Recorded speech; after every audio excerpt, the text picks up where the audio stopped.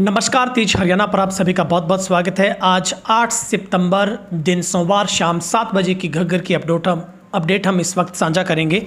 और सबसे बड़ी बात है कि अब पंचकुला से थोड़ा पानी कम होना शुरू हो गया है, क्योंकि वहाँ से पानी जब बरसात वहाँ पर थोड़ी ठहरी है तो उसके बाद थोड़ी राहत मिलती हुई दिखाई दे रही है। मगर सिरसा में घग्गर अपने विकराल रूप में दिख रही है, जहाँ पर आज भी जो पनिहारी के पास जो तटबंध टूटने के बाद उसे अब तक बांधने में कामयाबी नहीं मिल पाई, और जहां पर अब 4 गांवों को सबसे जो ज़्यादा जो खतरा है वो बाढ़ का सताने लगा। ऐसे में जो पानी है वो अब बुर्ज करमगढ़, पनिहारी, फरमाई और निजडेला की बात करें तो इन गांवों के साथ लगता हुआ दिखाई दे रहा है। लेकिन सबसे पहले आज शाम की सबसे पहले अपडेट ले लेते हैं। देखा जाए तो गुलाचिका में जो पानी है वो अभी तक उतना ही बरकरार है। सुबह की रिपोर्ट के मुताबिक यहाँ पर 53,695 क्यूसिक पानी है। खनौरी में बात करें तो यहाँ पर 14,450 क्यूसिक पानी, जो कि सुबह की रिपोर्ट के बिल्कुल सही बराबर है। चांदपुर की बात करें तो यहाँ पर भी सुबह जितना पानी आज शाम को भी 15,400 क्यूसिक पानी है। लेकिन सरदूलगढ़ में जो सुबह की रिपोर्ट में 40,000 क्यूसिक पानी था वो अब कम होकर 39,780 क्यूसिक हो गया। वहीं पर O2 हेड पर भी पानी थोड़ा बढ़ा है, यहाँ पर भी करीब लगभग 800 क्यूसिक पानी की बढ़ोतरी दर्ज की गई। तो कुल मिलाकर अब यहाँ पर 30,700 क्यूसिक पानी हो गया है। राजस्थान की तरफ भी अब करीब 1,000 क्यूसिक पानी की बढ़ोतरी कर दी गई है, और जो सुबह 27,550 क्यूसिक पानी यहाँ से डिस्चार्ज हो रहा था वो बढ़ाकर अब 28,500 क्यूसिक कर दिया गया। और आज यहाँ पर पोजीशन बिल्कुल पीसफुली है, और आज यहाँ पर बारिश है वो नहीं हुई है, जो कि एक सबसे बड़ी राहत है। मगर हरियाणा में आज मुख्यमंत्री नायब सैनी की ओर से भी बाढ़ पीड़ितों के लिए मुआवजे का ऐलान किया गया है, और अगर किसी की बाढ़ में मौत हुई है तो उसको 4 लाख रुपए दिए जाएंगे। अंग हानि होने पर उसे 40 से 60% तक 74,000 रुपये दिए जाएंगे, और अगर अंग हानि में 60 से ज़्यादा है तो उसको 2.5 लाख रुपये। क्षतिग्रस्त अगर किसी का मकान मैदानी क्षेत्र में था तो उसे 1.20 लाख रुपये मिलेंगे। आंशिक रूप से क्षतिग्रस्त पक्के मकानों के लिए सरकार 10,000 रुपये देगी। आंशिक रूप से क्षतिग्रस्त कच्चे मकान के लिए सरकार 5,000 रुपये देगी। गांव में दुकान, संस्थान, उद्योग को 100% हानि होने पर 1 लाख रुपए या फिर उसकी वास्तविक जो लागत है हानि वो दी जाएगी। फसल में अगर नुकसान हुआ है तो उसमें प्रति एकड़ 7,000 से लेकर 15,000 रुपये की सब्सिडी है वो मुआवजे के तौर पर मिलेगी। दुधारू पशु अगर भैंस, गाय, ऊँट किसी की मौत हुई है तो उसमें भी 37,000 रुपये दिए जाएंगे। भेड़, बकरी, सूअर पर 4,000 रुपये। दूध न देने वाले पशु कोई भी घोड़ा, बैल है तो उसके 32,000 रुपये, और मुर्गी पालन के भी 10,000 रुपये सरकार की तरफ से देने का जो ऐलान है वो किया गया है। घग्गर के पानी पर अब प्रशासन, ग्रामीण आमने सामने है। पंचकुला में एक बच्चे की मौत हुई है। हिसार में ADC से जलभराव पर मिलने पहुंचे एक किसान नेता को गिरफ्तार किया गया है। सिरसा में जलभराव को लेकर प्रशासन, ग्रामीण आमने सामने है। सोमवार को घग्गर नदी का पानी पनिहारी गांव से होते हुए निजडेला कलां गांव में पहुंच गया, जहां 5 फुट तक पानी जमा हुआ। निजडेला कलां के ग्रामीण मिट्टी डालकर पानी को आगे बढ़ने से रोकने की कोशिश कर रहे हैं। हालांकि पुलिस और प्रशासन की टीमें उन्हें ऐसा करने पर रोक रही है।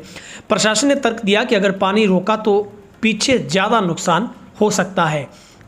वहीं पर अगर हम बात करें तो मौसम विज्ञान विभाग केंद्र चंडीगढ़ की तरफ से भी आज रात 8 बजे तक अंबाला, यमुनानगर, कुरुक्षेत्र, कैथल, करनाल, पानीपत, सोनीपत के कुछ हिस्सों में बारिश का अलर्ट जारी किया गया, जबकि करनाल, सोनीपत, यमुनानगर में भी बारिश आज हुई है।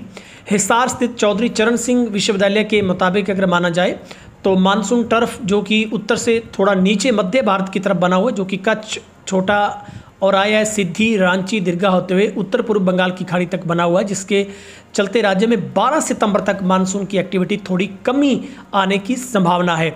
इस दौरान राज्य के पश्चिमी क्षेत्र के जितने भी जिले, सिरसा, फतेहाबाद, हिसार की बात करें तो इनमें बीच बीच में आंशिक बादलवाई और छिटपुट बूंदाबांदी हो सकती है। और तस्वीर आपको साथ साथ हम मुनक से घग्गर की दिखा रहे हैं, जहां पर किनारों के बिल्कुल साथ बहता हुआ पानी आपको दिखाई दे रहा होगा, और जिसमें जो ग्रामीण लगातार मिट्टी से कट्टे भर भर के किनारों पर लगातार बांध को मजबूत करते हुए दिखाई दे रहे हैं। और अगर यहाँ पर बारिश होती है तो मुश्किलें जरूर बढ़ती है, लेकिन लगातार हर स्तर पर जो लोग हैं अपने आप इसमें सहयोग अपना डाल रहे हैं। हरियाणा सरकार ने बारिश और जलभराव से हुए नुकसान को देखते हुए लोगों की मदद के लिए एक क्राइटेरिया बना दिया है, जिसमें मुख्यमंत्री नायब सैनी ने चंडीगढ़ में प्रेस कॉन्फ्रेंस करके बताया कि बारिश के दौरान घर गिरने या किसी अन्य कारण से मरने वाले परिवार को 4 लाख रुपए की वित्तीय सहायता दी जाएगी, और फसलों पर सिर्फ 15,000 तक की सब्सिडी है। ये सबसे कम है। किसानों की मांग है कि कम से कम 70 से 80 हज़ार रुपये खराब हुई फसलों का सरकार मुआवजा दे। और मुख्यमंत्री ने कहा है कि बाढ़ के कारण बेघर हुए लोगों के लिए राहत शिविर लगाए जाएंगे। जलभराव वाले क्षेत्रों में गिरे आंशिक रूप से क्षतिग्रस्त हुए मकानों का सर्वे, नुकसान की भरपाई की जाएगी। और यदि कोई मकान मालिक 20 साल से एक ही जगह पर रह रहा है, छत को नुकसान हुआ तो उसकी सरकार मदद करेगी।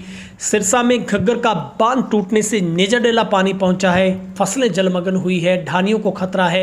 O2 हेड पर भी जल स्तर अब बढ़ा है। और जहां पर आज राहत की बात है कि आज बारिश नहीं होने से जो यहां पर राहत मिली है, नेजाडा कलां के पूर्व सरपंच होशियार सिंह ने बताया कि मल्लेवाला रोड पर रिंग बांध के पास खेतों में 2.5 से 3 फीट पानी चढ़ा है।